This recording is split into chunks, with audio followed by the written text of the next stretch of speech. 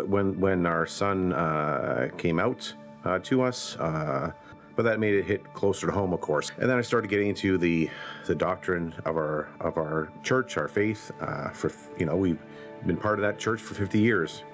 So, the more I read about it, the more I delved into it, I found a lot of it to be, hurtful and harmful, not inclusive, not welcoming. And as time went on, we quickly felt that it wasn't a place for us to continue to grow our faith anymore.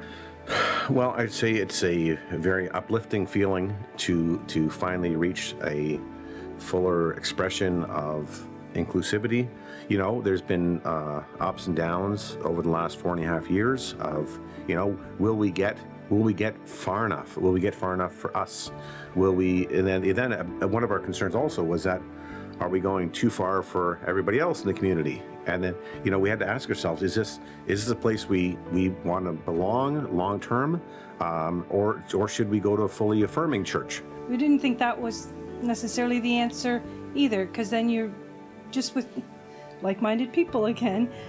Whereas I think going through life, just in the world, people have to get along together. So why can't we have that in our church family?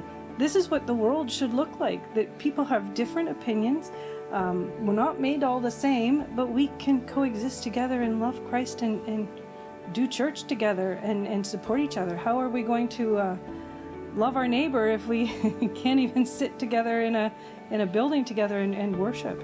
And if it can start in our church and it can maybe spill over into the community, the greater community, isn't that what Jesus wanted? Where we're at now as a church, I think we're really becoming a beacon of light to the Niagara region. From a faith base, first of all, there's a really great hunger and desire for people to find a place where they belong from a faith perspective. And I think, though, the people that no longer participate really feel like they've been kicked to the curb by organized religion. I think those stories, when you talk about our son, he'll tell us stories of kids he knows that either have been kicked out of their house because they're gay. So those always, as a mother, just always play on my heart. He grew up knowing, I think earlier than he told us, that he was gay and he didn't quite fit in. He's had a hard time with his faith and coming to church, but knowing that he can come here and feel accepted the way he is, and his partner can come as well if they choose, it means everything to us, right? And now, as a fuller expression of Left Beyond Week, believe we can journey down that path freer, more open, without the boundaries, without the restrictions. We can really feel like we're going to open our doors up for people that have not felt that in a long, long time. If ever. Now I feel like the church is surrounding us as a family and saying, like I belong, you belong, we all belong together. I want to continue on because I want to be a beacon of hope to other parents, to other families, right? You can make it through individually, as a couple, as a family.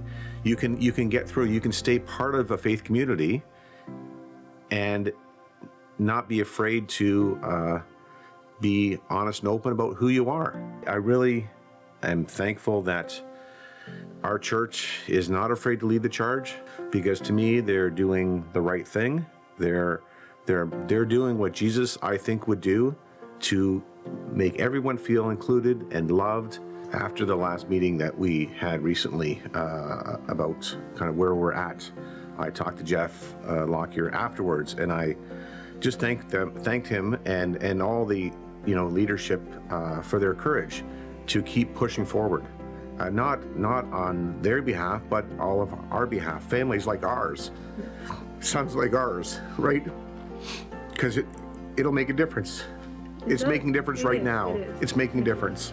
We should be a church that cares about the people that were not included, that feel like they're on the margins or feel like they're not welcome, or because we need to create a space that they feel included, they feel welcome.